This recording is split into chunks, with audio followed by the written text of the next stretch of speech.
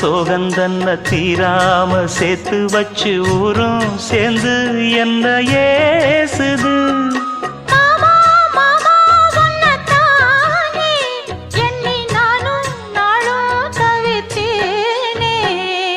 கூண்டுக்குள்ள என்ன வச்சு கூடி நின்ன ஊற விட்டு கூண்டுக்குள்ள போனதென்ன கோலக்கிளியே.